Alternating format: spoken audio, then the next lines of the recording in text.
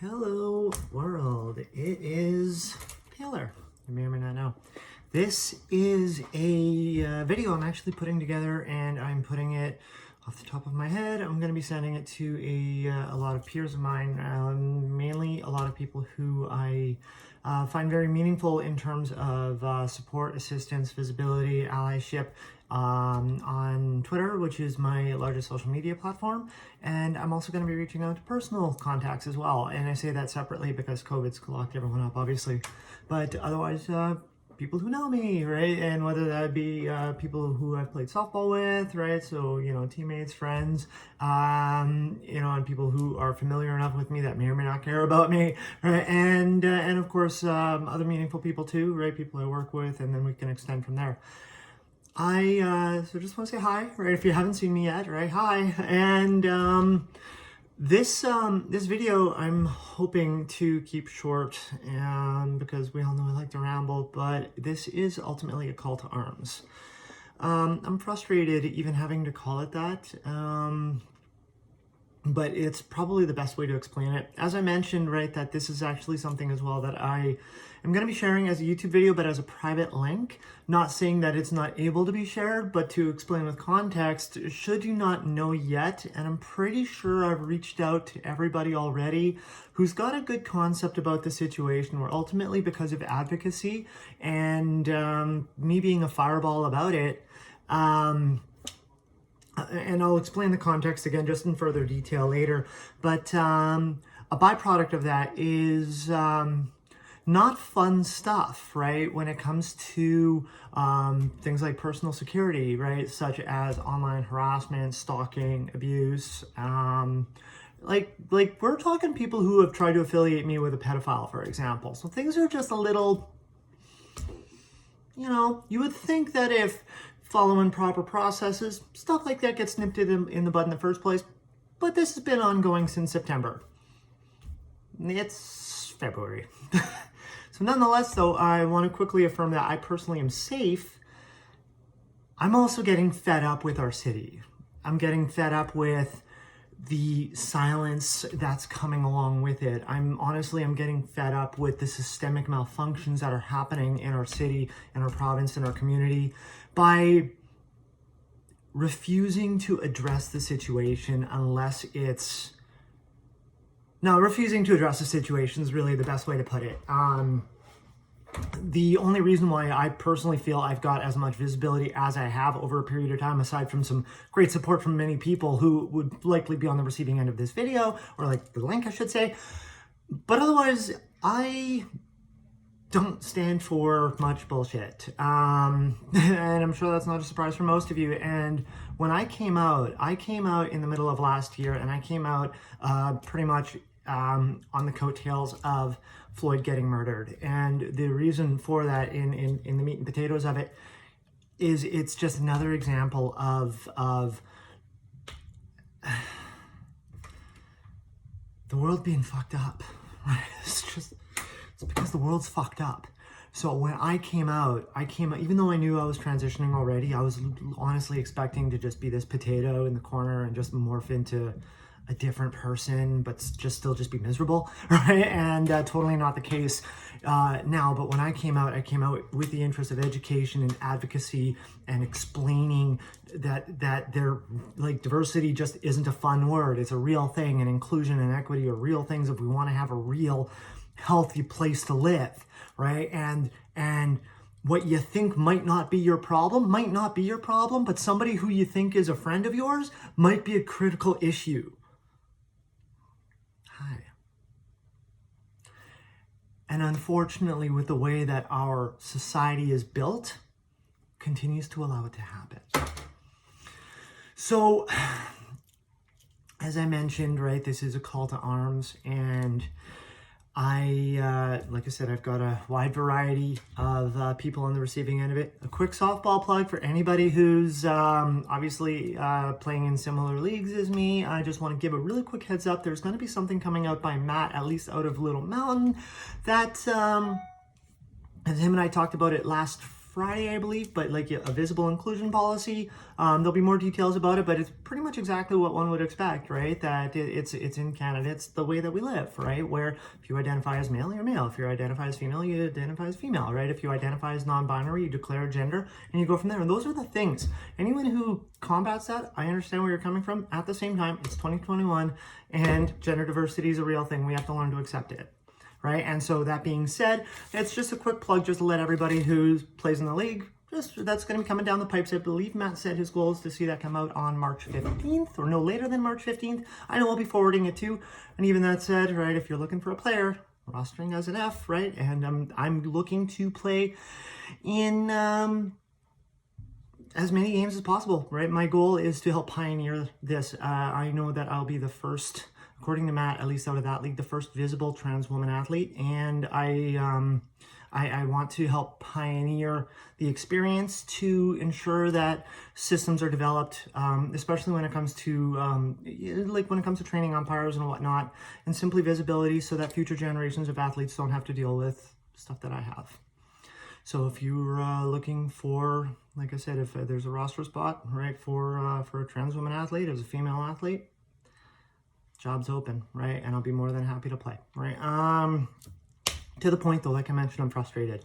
I'm frustrated because our community is, and this, I shouldn't even say this isn't a surprise, because it has to be a discussion because of how many times heads are in the sand by people who don't really realize how bad things are, even down to the point where, like, let's put it this way. So as I mentioned, that this has been going on since September-ish, and in the middle of November was Trans Awareness Week, right?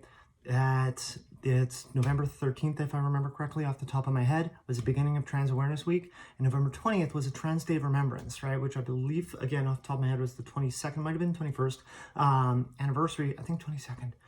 Either way, though, right, which started as a local day, but became an international day from the lives of trans women who have been lost because of abuse, violence, and so on. And even during that week, during all of this that's happening, some of my peers have reached out to media as well, just like I've been trying to get attention and visibility on that as well.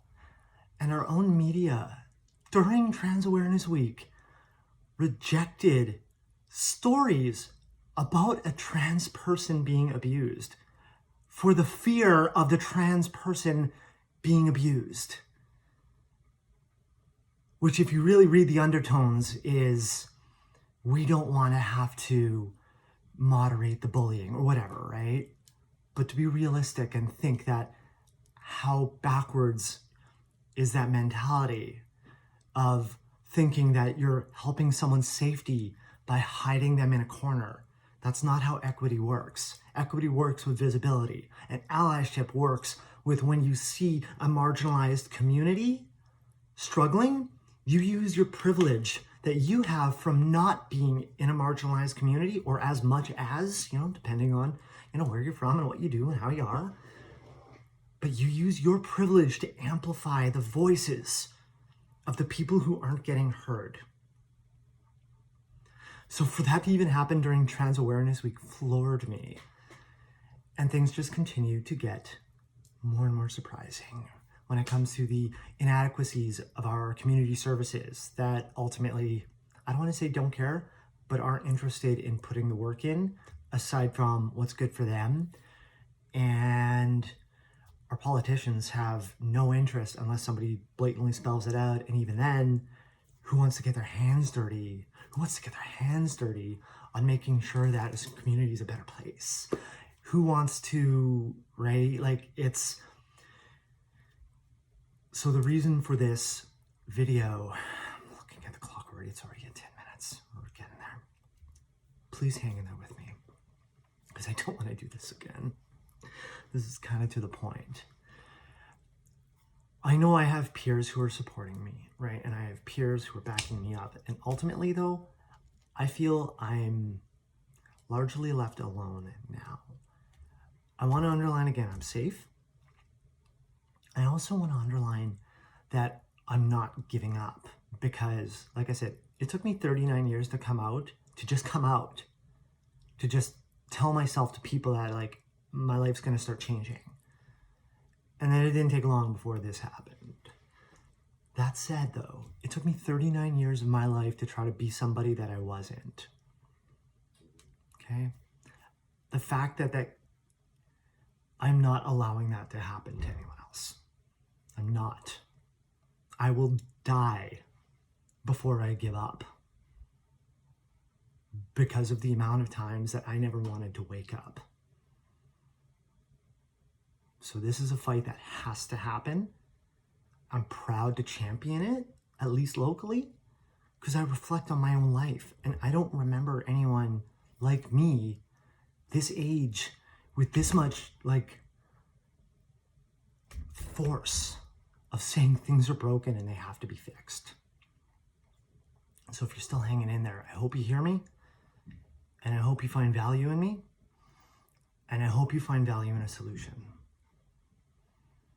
because I'm really, really tired of feeling like if this was somebody else dealing with this, they would be a statistic. And that's a hard reality to accept. I'm able to handle with what's happening because my mental health is strong. Surprise, right? For a lot of people who thought that it's not. I guess that's what happens when you open up. I'm a fireball, and I'm converting all of this hate and negativity into solutions. The challenge is that it's exhausting to do by yourself. As a recap, in case you aren't familiar or might have forgot or might not realize it's still happening, as I mentioned when I came out abruptly, very abruptly, as I mentioned, because of George Floyd's murder. And for what people knew of me at the time, because I came out right on my 39th birthday, as a birthday present to myself, I guess. But what people would have known of me on the morning of June 7th, before I came out, right, was Brad, a 39-year-old, white, athletic, Canadian male, top of the food chain. Seriously, I was like, I had every privilege that I could have wanted. I had a zero at the end of my paycheck, and I really could have had that privilege. Take that as a hint if anyone handles my paychecks. But that said, I was also on the receiving end, and like full disclosure, I participated in unnecessary discrimination. I did it to fit in, and I hated every moment of it because I never felt like I was allowed to say, hey, this is shit, we can't do this. It's dumb saying that, but I participated with it. But when I came out, no more. And I came out, as I mentioned, abruptly, with the hope that for what people knew of me, that they would reflect on their own experiences with me and think about the things that might have been said around me or to me, not realizing how much it hurt me. And so the goal was advocacy. Working on sports, as I mentioned, right, with Little Mountain, just as an example. Myself, I'm also, I've been invited to a committee with Sport Manitoba to represent trans women athletes, right, for inclusion in sport in Manitoba and so on. My goal is to bring it federally, to just have, like, things make sense. And for anyone thinking like, right, ultimately the goal isn't about taking care of trans athletes now. And not even just trans, but non-binary, because trans and non-binary are not parallel. But sure, there's going to be a bumpy road with some controversy, but if we create a normalization of just allowing athletes to play as themselves instead of being told what to play as, then all of a sudden, over time, the controversy goes away because it's normalized. Those are goals. Back to the softball. I know eyes are going to be on me. I know it. And for all the wrong reasons, because I'm a good athlete. And people are going to think that it's Brad playing ball, wearing pink. But it's not. It's Taylor playing ball, finally mentally clear. And I'll be more than happy to champion all of that controversy so that at least going forward, that the next kid who just wants to swing a bat doesn't have to worry about it. So I thought that was just going to be my MO, right? I thought that, okay, come out, get your thing, and, you know, just work on sports and just, you know, carry on with life as it is. And then, so Energy 106 FM back in August, hired Dave Wheeler. I want to underline something very important, very clear, okay? That Energy is well within their rights to hire Dave Wheeler. If you're not familiar with Dave Wheeler is ultimately a shock jock, right? He's ultimately a shock jock, and he ended up getting fired from his last job at 92 City FM for transphobic comments that were said about a movie that Scarlett Johansson was supposed to be acting in, and then the LGBTQ plus and trans communities got upset about that because of not having representation in the movie, and so on and so on and so on. And so Dave Wheelered, and then he ended up getting fired from the job. And then he was off air for about 2 years. He still had his own podcast and this and that. But then Energy 106 FM in August hired him for the morning show and actually released an ally to the LGBTQ plus community in Sarah Nick. That's aside from the point, though. And again, within the rights, weird, right? You know, middle of 2020, world's kind of burning because of COVID, and, you know, there's this global social crisis happening. So you'd think that is like, let's be a little more mindful about, you know, how we're doing the decisions here. And, but whatever, right? Knock yourselves out. And, of course, there was a lot of uproar. And the reason why there was uproar was because Energy 106 FM, flouted themselves as Winnipeg's LGBTQ plus allies, the strongest media allies, that if you were to think of a radio station that would be a safe space for that community, it would have been Energy, right? And largely because first off, Sarah, easy, right? And then also as well with Tyler Carr, who is also on the morning show, being openly gay, right? And so it was a place for, you know, people who can connect. So I'm a TSN person, and now I'm not even a TSN person anymore, right? So nonetheless, though, I remember I was scrolling through Twitter and saw this one day, as a statement, right? That happened, you can't do that. And by you can't do that, I mean ethically. What ended up happening is that Energy even doubled down on it by saying, essentially in an official statement, that they acknowledge the controversy, but are putting their heels in the ground. So we made the decision, we're cool with that. However, we're still going to go ahead and be the strongest LGBTQ plus media allies. And that didn't help, because that's the part where I got exceptionally engaged. Not because of personal offense, but because of the message to the next generation of kids. The demographic of Energy is low 20s to low 40s, give or take, right? Likely even younger. But nonetheless, though, it's a very impressionable group. And to have the underlying message of, go ahead, punch down on minority communities, and you're still going to get a job anyway because privilege. How is that safe for the people who need safety? How is that safe for the people who need to feel like someone gets them? And what type of message is that to the people who don't understand that it's not okay to discriminate? That they'll just be able to get away with it if they just ride it out? Right? Just like everything else that happens in our world. After Floyd got murdered, BLM 2.0 is happening, and rightfully so. And it felt to me, though, do we not remember that this happened just a few years ago with Kaepernick, right? Lost his job, got thrown out of the NFL because he stood up against police brutality, right? But if there's not enough persistence to make sure that the message is heard and changed,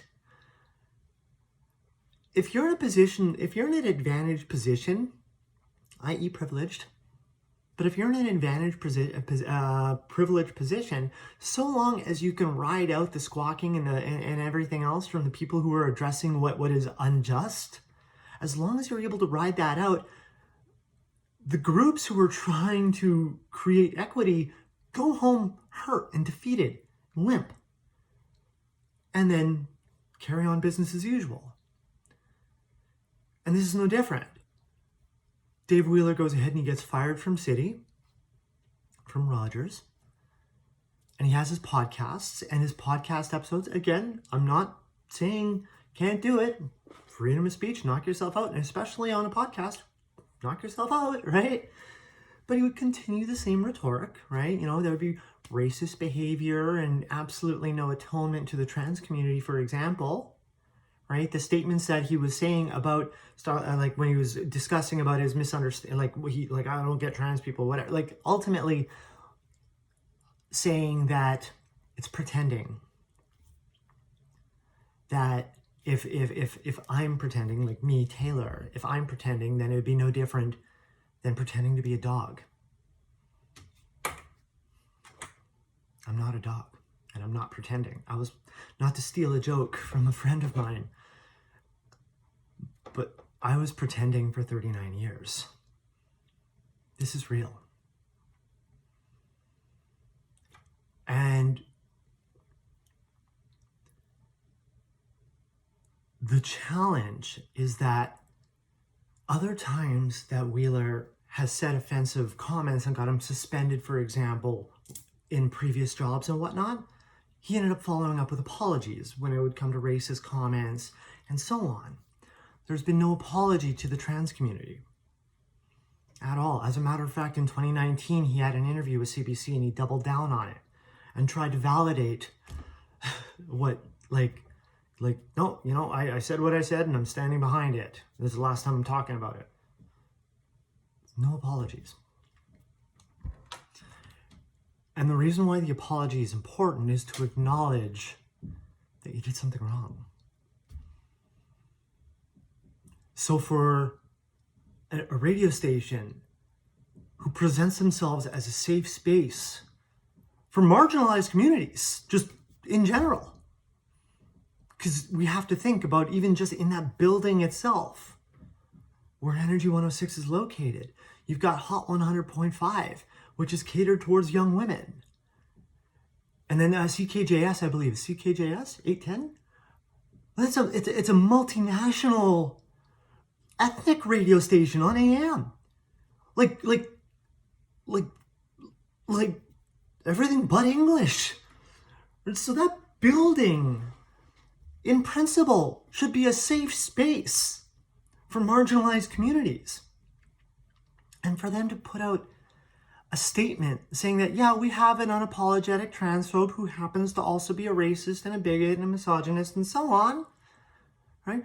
But we're still going to keep him and call ourselves allies for you and everybody else. That message is wrong and broken and scary and dangerous and a hazard. And I didn't let it go. Many people didn't let it go because it's not right. I know I rambled, and again, if you're hanging in here, thank you. I wish I knew how to shrink it.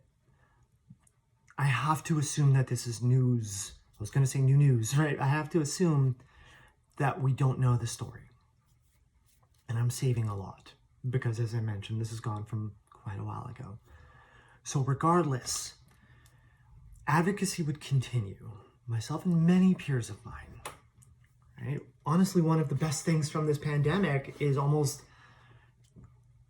like social media is not this weird, like, runaway place now. It's like literally where you get to hang out because you're not allowed to hang out anywhere else. But so many peers.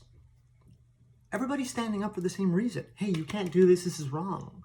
Someone's going to get hurt. The message is poor, blah, blah, blah. Even myself, I was been saying for the longest time, Energy could have put out a statement simply saying, like, okay, we're keeping Dave, but just so you know, we're doing a radio, like, we're doing a format change And because we know the of how controversial it is, we'd like to formally disassociate from the LGBTQ plus community so that we don't give the wrong impression and people don't get hurt. Right? Be weird and honest, right? But hey, at least it would have been correct.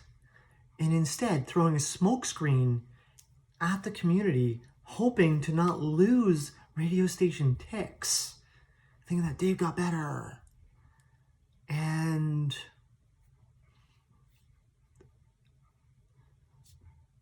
capitalism, essentially. So advocacy matters and persistence matters until there's change. Yelling and screaming does nothing except just be annoying. Yelling and screaming only works when the yelling and screaming happens long enough to hold what is unjust accountable until it becomes just, regardless of what it is. Regardless of what it is. That's how advocacy works. And if you give up and walk away, it was just noise, gossip, water cooler chit-chat. Nothing gets learned. Nothing gets changed. Nothing gets better. You might even, you might even get a change for a small period of time until a larger group or a louder group comes and asks for change again. Advocacy needs objective reasoning and a fight. And I'm a fighter. The byproduct of that, though, is that by fighting for as long as I have, I've also been subject to, I'm discovering more and more systemic failures every single day. Discovering isn't the right word. I am suffering the consequences of systemic malfunctions on a daily basis is a better way to put it. The largest of all, and this happened in September, was, and I appreciate people having a difference in opinion. That's cool, whatever. I'm fully prepared to deal with anybody who doesn't vibe with me. I'm good with that. I'm good with that. I shouldn't say I'm good with that, but I know it's part of the territory. Like getting my ears pierced, right? Like what? Like, you got hurt. Like, what were you, like, how did you expect that to happen? Right? Like, you expect change, you're gonna get hurt, right? It's like a big surprise. It's the same thing, right? Like, I'm no stranger to the territory. What ended up happening, though, is some unsavory users started getting very abusive to like myself and other allies in our community on Twitter just to start. It did bleed out to other social media platforms as well. But they'd be very abusive, but at the same time, they would be waving Energy's brand at the same time as well. Whether it was racist comments or transphobic comments or so on, but also, Energy, yeah. And during this time, I had meaningful correspondence with Energy, right? At their office and whatnot to, like, how can I be a liaison so that our community can feel safe and then you as a business can succeed? I saw home runs. Figured, let's see what we can do. Unfortunately, even though I mentioned to Adam West, it's like, hey, you got some of these, users, well, we'll take care of them. We never took care of them. And ultimately, by not taking care of them, I'm just going to put it out there for anyone who owns a business or anyone who understands anything about owning a business, that if you had some unsavory individuals, regardless of what their beliefs are, but if they're being abusive and harassing on any platform in any way while representing your brand, you likely would say, hey, stop. Maybe a little more colorful, but you would address it accordingly and put your foot down and say, our brand does not speak like this, right? That would make sense. It would make sense. And because they didn't do that, what happened was the enablement of online harassment, giving a hall pass to users to feel that since they now have a safe space behind a platform like a radio station, that they can go ahead and continue to be abusive to allies and advocates for people who are trying to create equity, for people who are trying to identify systemic malfunctions, and for people who are trying to ensure that the next generation of people who are growing up marginalized don't have to feel so punished. And Energy enabled that by not acting. Beyond that, it's not even just Energy. Where were political leaders to blatantly say, regardless of agenda, but to blatantly address, hey, you're a corporate citizen with a social responsibility of being ethically sound, right? Like, where's just that, like, hey, our city does not, again, they're well within their rights to do that. There's a difference between the, like, a legal constitutional right to do what you want as a radio station and just the like I was talking about, I was like, yeah, let's hire a transphobe who doesn't apologize, is not interested in apologizing, and then consider, like, advertise yourself as a safe space for the queer community. It's like, that's why people get hurt, and that's why people kill themselves, because they get so confused and they don't feel like there's a home. So where were the political leaders to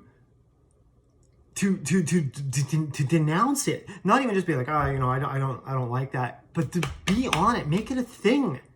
Use your platform, use your voice, use your brain, right? Use your brain. You ask any politician, like, talk about whatever, when they're done, what would you like me to do? Use your brain. Imagine your child was in this situation on the receiving end of this bullshit.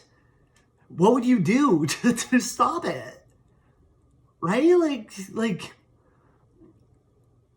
and so, like between that and like social systems, as I mentioned, right? Community services, to not even, like, fundamentally address that, hey, it's behaviors like this why there's mental health issues, right? It's behaviors like this why marginalized communities continue to suffer violence, right? Hey, it's things like, right? And just use, like, instead of needing your just your day-to-day business, and again, just be like, hey, why don't we lighten the workload by not wrecking things, right? Like, and none of that, absolutely none of that. Organically, more specifically, organically. Like, it's just like, oh, la-di-da, well, I'll just tune into Energy because I like the music, without putting two and two together. The fact, like, there's no, like, I can't. Oh, okay, so I'm getting deeper into this, and I hope I engaged you enough to watch. In my head, I told myself it was going to be 5 minutes. I'm sorry. If you're still this far, I'm grateful. If you make it through the rest, I will be incredibly grateful. Because I'm tired. I'm tired. This is 24/7 for me. I know advocacy is a full-time job. I'm aware. I'm tired. And the reason why I'm tired is because of what I'm on the receiving end of. And it takes a lot. I'm on the receiving end of stalking, constant harassment.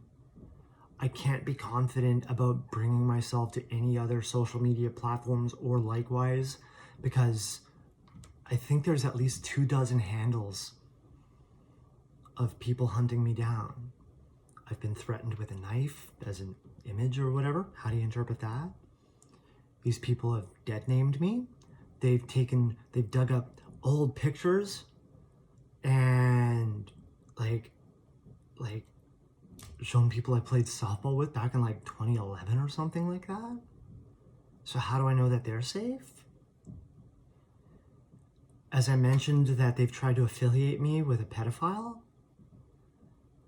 right? By Googling my name, but not putting any consideration about the middle name or age. But that's aside from the point. The fact, like, of trying to defame me like that, this type of stuff can't take a break, because who knows what the extent of whatever is. And the challenge is that everyone's like, well, just run to the police. I know that the receiving end of this, however deep it goes, there are going to be people in the media, and I'm sorry if you get offended by things I say. There are going to be people who are friends with people in the authorities, or people who are in the authorities themselves. And I'm doing my best to not be offensive, right? But to the point, though, that like, I'm trying to just state my experience. But like, when it, like, I'm tired, because the platforms that are supposed to create solutions aren't. And I'm not getting heard either. And it gets really frustrating when I know I'm right. And for anyone here who knows me personally,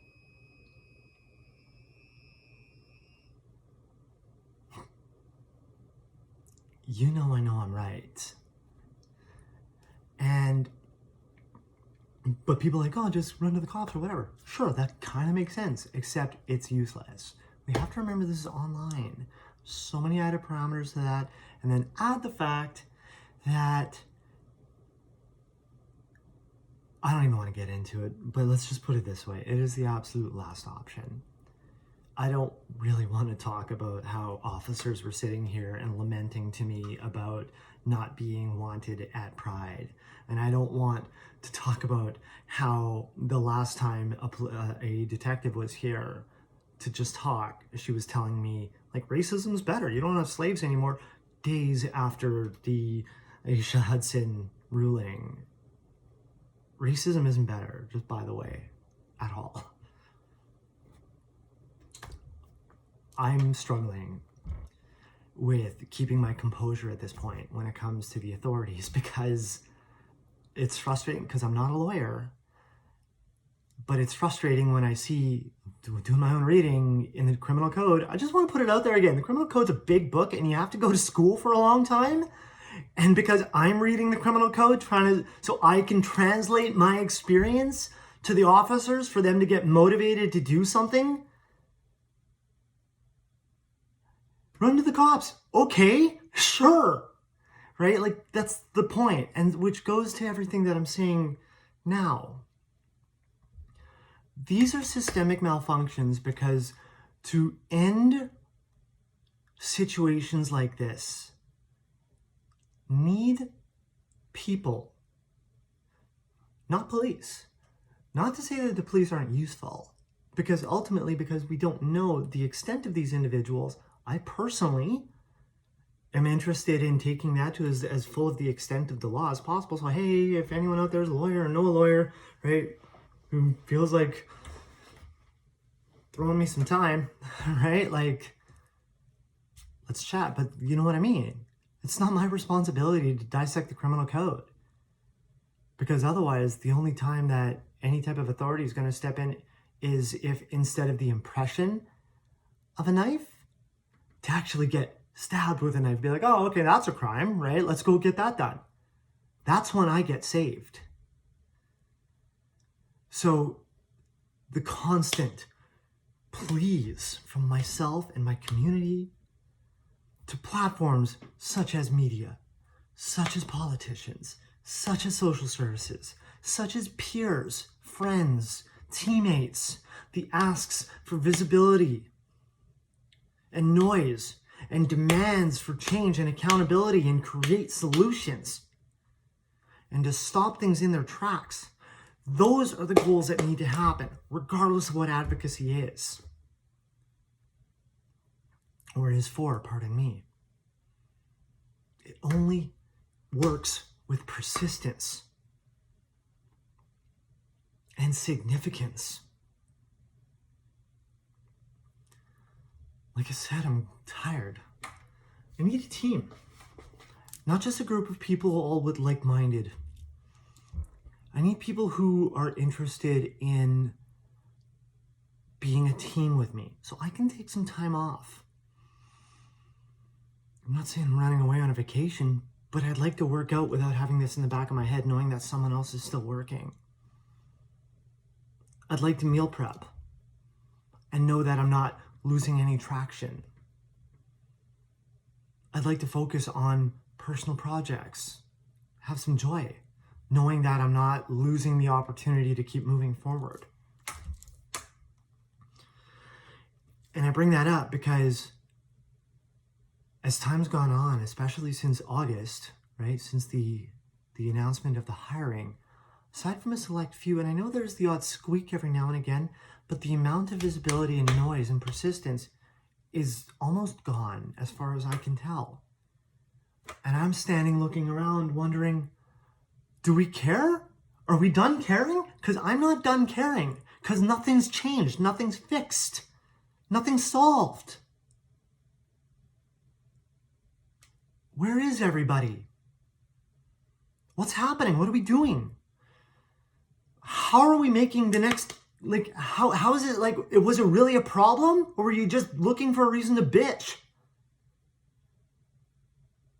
I understand that just the life in general, especially in the past while, is draining, and I'm not asking people to give more than what they're able to. That is not my question and not my ask. But where did everybody go? I don't need people to pat me on the back saying, wow, you're doing great, you're still at this. I need people to stand beside me and say, what can I do to help? And not even that. I don't even want to think anymore. I want people to say, hey, I thought of this idea. Can I run with it? So I can just say, yes, please. That's what I need. And I'm just frustrated because the longer this goes, it just gets worse. And I keep eating these punches, and I allow myself to eat these punches because change won't happen without denouncement. If I went ahead and just blocked everybody, first, that guarantees nothing, because it's already evident that they're more than happy to go after my own life outside of social media. That's already figured out. So what does blocking do? Nothing. Nothing.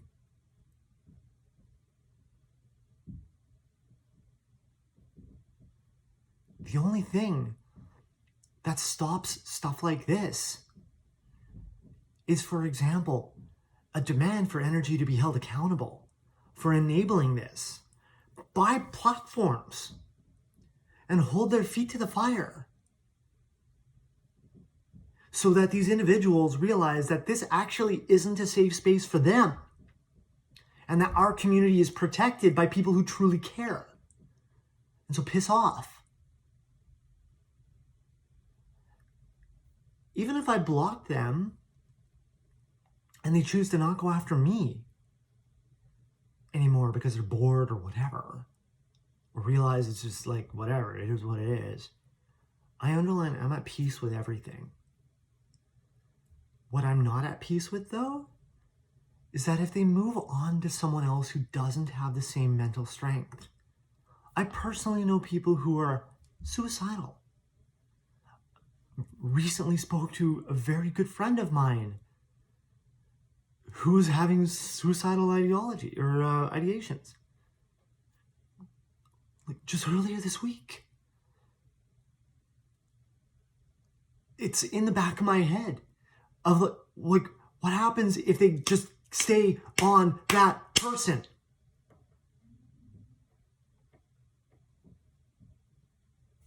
Right? That's why I eat these punches. So that other people don't get hurt. But I'm tired. So tired. I'm tired of feeling like every other thing that people care about is they yell and they're like, oh, I'm not getting hurt, I'm moving on. And then act surprised again when it happens again.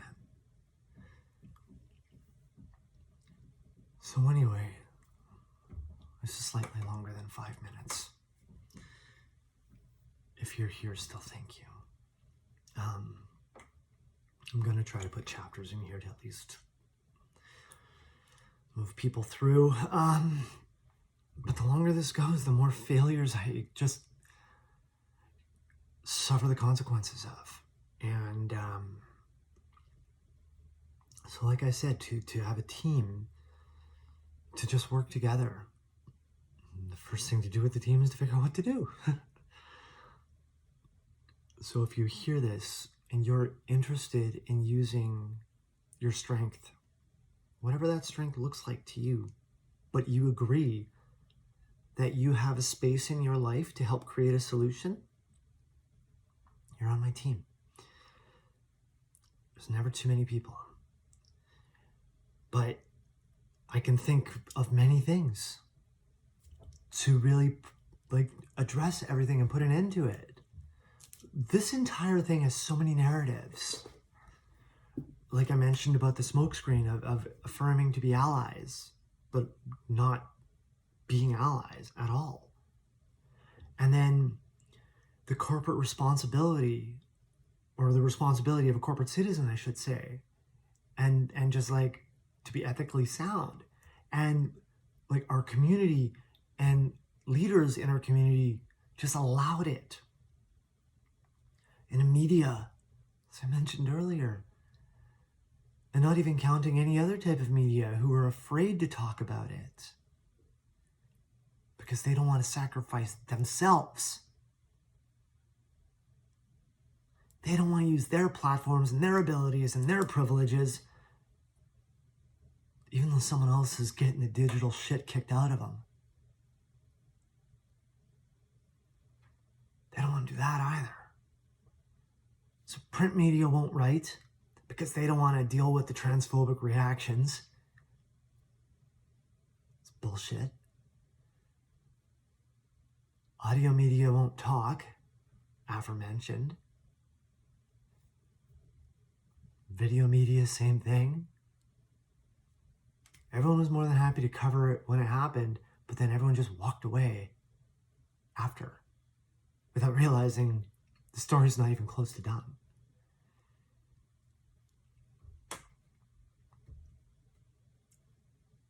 We can even get specific on things. These individuals who are going after me and my peers, right? I want to underline that my peers are getting hit too. There's no question I'm taking the most. Are very far right, politically leaning, far right, like binoculars right.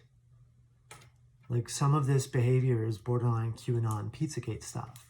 This is why it's important. And I've been calling it out from day one. I was saying that to Adam in the first place. And it's frustrating because you can take a look, we'll use Dave Wheeler as an example, and what are his political leanings? Right. Right?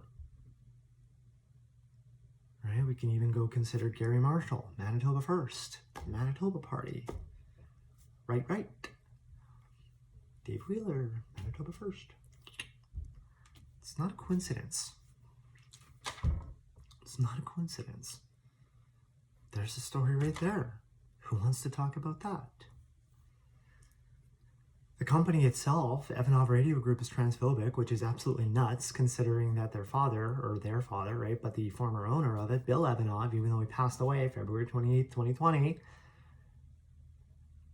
when he passed away, right, that one of his jewels of the radio group was to have Proud FM, which when it became that radio station was the very first in the world to be 100% LGBTQ plus, front to back.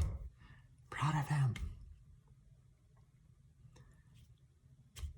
And the radio group, for example, during Trans Awareness Week, nothing.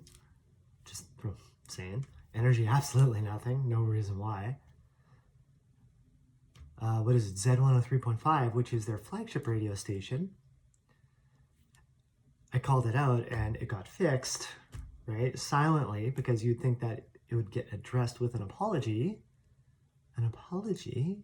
for making an oopsie, but used it as a gender on their Facebook page. That was not necessary at all. Their flagship radio station is transphobic on their Facebook page. So we see that. And then to really clinch everything with that, Dave Wheeler hasn't apologized. And he won't apologize because he can't apologize. And Dave Wheeler can't apologize because he still has an open lawsuit against Rogers for wrongful dismissal and defamation.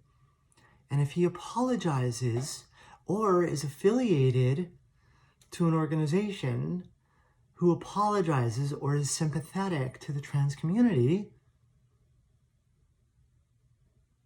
why would he be arguing wrongful dismissal? Because that would be an admission of guilt.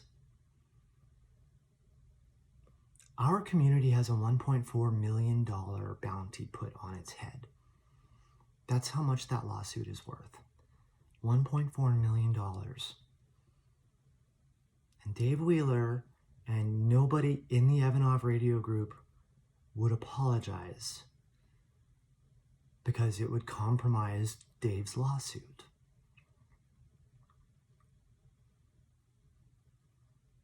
Think about that.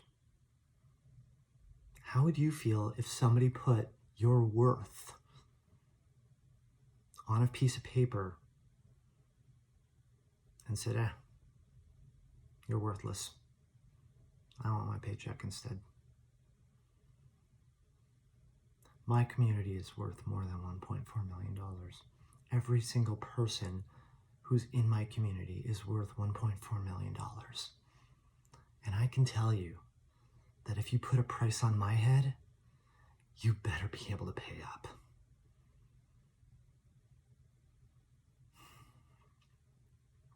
These are just barely some of the narratives of everything that I've been experiencing. Like, this is why I need help. I need people who want to address key areas and to help raise awareness about it. Because I can only do so much. And if it's only me, I get muted. And then if I get muted, my conversation's done. Even just ideas where to have somebody skilled to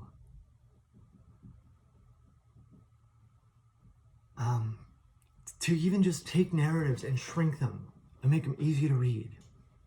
Same as this. I honestly thought this was going to be 5 minutes long.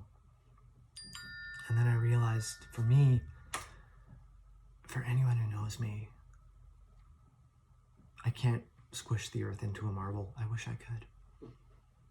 But people who can, I would love to be able to take a narrative and have it impactful enough so it's captivating and keeps people and create action on that. And even aside from the written word, but video. I remember I bounced this idea off some peers before. It didn't get as much traction as I was hoping, and I hope it can be revisited. But anybody who's got ability and competence with some media production for a 2-minute video or a 3-minute video, just something powerful and meaningful to say that our community and just in general, online abuse is not accepted. If you see it and you hear it, stand up against it. It doesn't matter who you are. It doesn't matter if you're a business, a community service, a police station, a peer, a radio station, right? It doesn't matter. Because hate is hate, abuse is abuse, right? If you see it, call it out. Just end it, right? It shouldn't be a thing. But to create a message that just gets people 2 minutes of holy shit, I have to act. Stuff like that. And then for everyone else who first has made it this far, thank you. That's so meaningful. To have an hour of your time, and I can only hope more.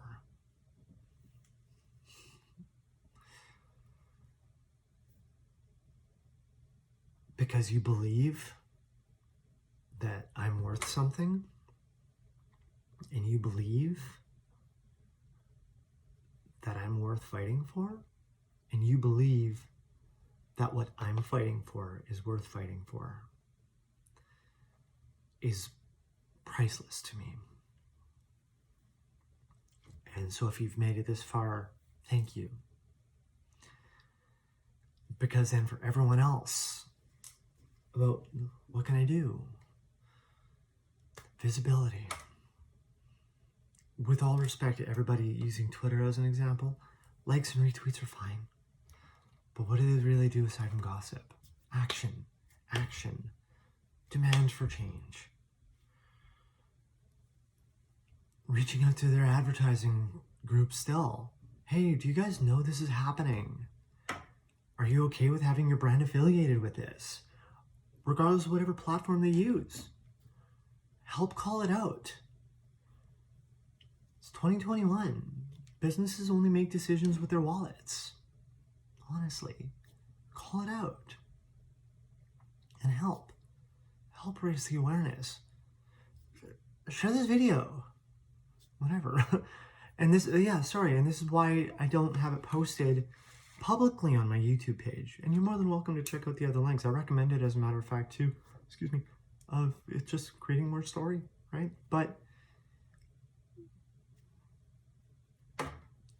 help me be heard. Help this be heard. Ask media why this isn't getting coverage. And more specifically, tell media you want to see it covered. That's the better way to phrase it.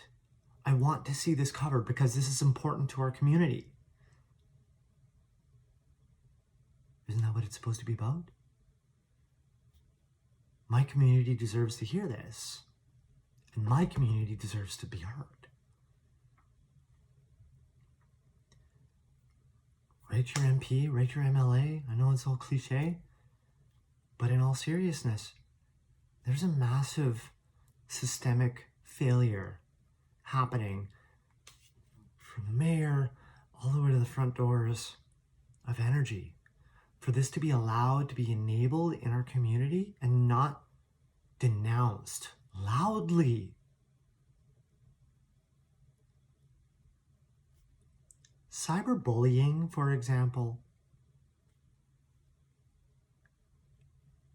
can have consequences up to and including suicide. For people who aren't mentally capable of dealing with the abuse and the relentlessness of it,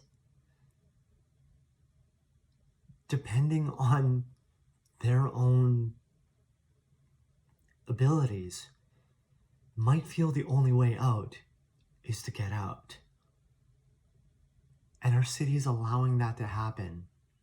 And our city is lucky that it's me.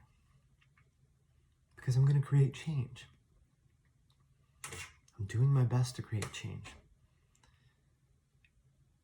And I hope that by getting all the way through this, that you also believe in change and are willing to help. I'm going to break 1 hour. I'm not going to cross it. So thank you if you were able to get all the way through. Please share this if you need. You know how to get a hold of me, right? If you got me on Twitter, you can DM me. If you know me personally, right? You've got my phone number, email address. I'm willing to talk to anybody who's willing to listen, and I'm especially willing to work with anyone who wants to get this visible so that this can be done. So that somebody who can't handle this doesn't even need to worry about it happening. Thank you for listening. And I hope you have a great rest of your day whenever you end up watching this.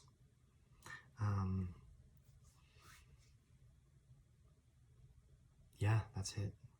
Thank you so much.